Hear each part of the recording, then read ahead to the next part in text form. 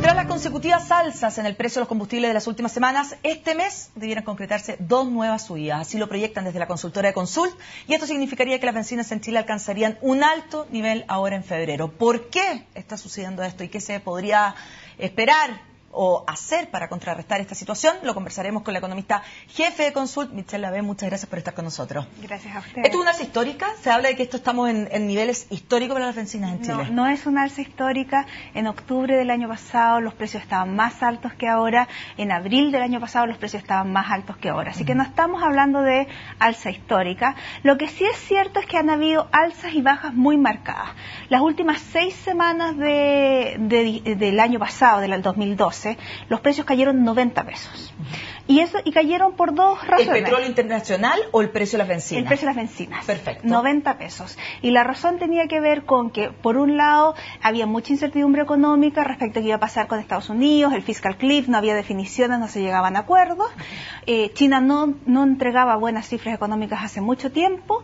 Y, por otro lado, vino este huracán Sandy en Estados Unidos, que congeló la ciudad de Nueva York. Nueva York estuvo sin moverse y, por lo tanto, la demanda de combustibles específicamente en las ciudades de la costa bajaron en forma muy importante. Claro. A partir del 1 de enero de este año se llega a este acuerdo bueno, malo, que se ha postergado. Finalmente cambió la expectativa de mercado, mucho más optimista. China empieza a entregar muy buenas cifras económicas y adicionalmente vuelve a la normalidad la demanda de combustibles en la zona de la costa de Estados Unidos, y por lo tanto empiezan a aumentar en forma importante los precios, recuperándose de esta baja gigantesca.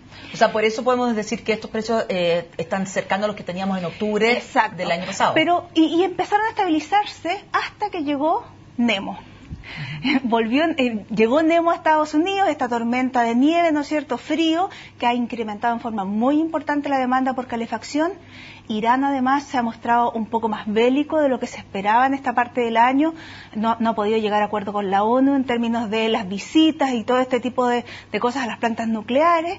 Adicionalmente, por un fenómeno casuístico, ¿no es cierto?, las refinerías en Estados Unidos entraban en mantención justo en esta fecha y por lo tanto están produciendo menos refinados, y Arabia Saudita produjo menos petróleo que lo que tiende a producir en esta época. O sea, menor producción y mayor demanda. Tal cual. Por lo tanto, alza de precio. Eso es en el petróleo, el precio del petróleo de manera internacional. Internacional. A nosotros nos importa más que nada el de Estados Unidos, es el de referencia para nosotros. Ese también, por lo tanto, está sometido a estas mismas presiones. Exactamente las mismas presiones. Y por lo tanto, ¿qué es lo que ha pasado? El precio ha subido y cuando iba a dejar de subir, siguió subiendo por estas razones adicionales. Ahora, sigue siendo cierto que incluso si se da estos 15 pesos, recién vamos a llegar a completar los 90 pesos que había bajado en las últimas 6 semanas del año pasado. Por lo tanto, lo que ha habido, y quiero ser súper clara en esto, yo creo, y mi sensación es que ha habido un aprovechamiento político y un aprovechamiento sectorial de que esta alza ha sido muy brusca, efectivamente, pero no es una alza histórica. No estamos con precios por sobre los que nunca se habían visto, y es cosa de... O sea, no es para movilizar, como ahora están diciendo muchos parlamentarios, nuevamente reformas, ya sea a la recaudación desde este punto de vista u otras medidas. Además que se debe a razones que deberían terminar. Las refinerías van a entrar en su producción normal. O sea, Nemo no se va a quedar todo el año en el norte de Estados Unidos, y uno lo que debería tender a pensar, si uno mira un poquito más ampliamente, es que este año debería tener precios bastante similares en promedio a los que tuvo el año pasado. Pero, por lo tanto, ¿usted no sería partidaria en este momento de aplicar alguna medida? Muchos están pidiendo que se vuelva por 4ª vez a reformar el famoso CIPCO. No tiene ni un sentido. De partida yo nunca he estado a favor del CIPCO. Los mecanismos de estabilización tienen un problema. Los precios son señales. Un precio alto te dice que hay un bien que está escaso, un precio bajo te dice que el bien se puede consumir más porque está menos escaso. Cuando tú pones un mecanismo de estabilización, estás bajando el precio artificialmente y por lo tanto aumentas la demanda en un momento en que justamente hay falta de oferta hay escasez y por lo tanto generas un problema aún mayor. Y por lo tanto no es una buena medida.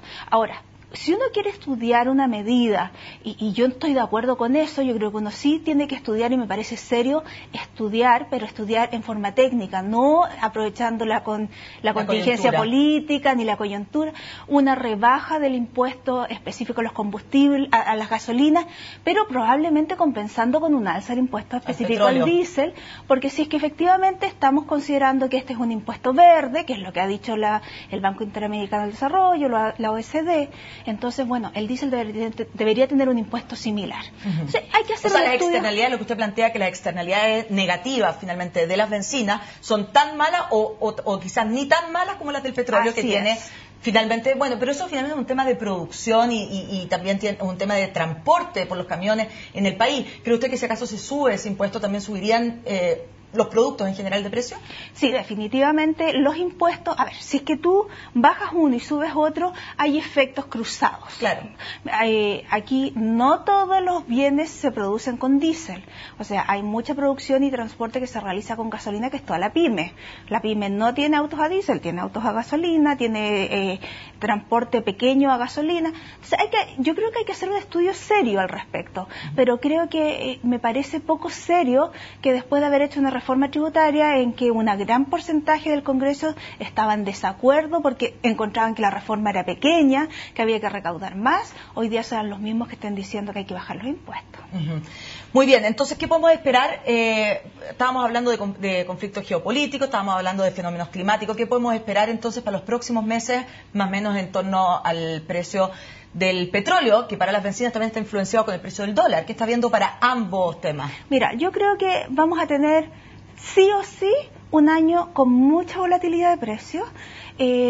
A nivel económico vamos a tener inestabilidad proveniendo de Estados Unidos, cada vez que haya que, como han ido postergando las decisiones, la decisión del techo de la deuda, la decisión del precipicio fiscal, bueno, cada vez que volvamos a tener estos puntos en que es necesario tomar alguna decisión, vamos a tener inestabilidad económica. En Europa, cada vez que empiecen, ¿no es cierto?, los vencimientos de deuda, vamos a tener inestabilidad económica. Y ahí van a haber pic de alzas, pic de bajas. China probablemente en algún momento va a entregar alguna cifra mala que también va a generar efectos económicos. Por otro lado, tenemos todos los problemas que vienen de Irán, provenientes de Irán y de la zona de Medio Oriente, por lo tanto, vamos a tener también por ahí algún tipo de shock, por lo tanto va a haber volatilidad. Sin embargo, ha habido más producción de petróleo este año a la misma fecha que el año pasado a la misma fecha, por lo tanto uno debería esperar que los precios deberían mantenerse e incluso pensar para los próximos años en alguna pequeña baja. Muy bien, Michelle, muchas gracias entonces por esta conversación que probablemente va a ser la última en mucho tiempo después de que nazcan tus guaguas. Muchas gracias. Que tengas mucha suerte, muchas gracias. Con esta conversación, entonces, terminamos esta edición de Agenda Económica como siempre. Los invito a seguir juntos en CNN Chile.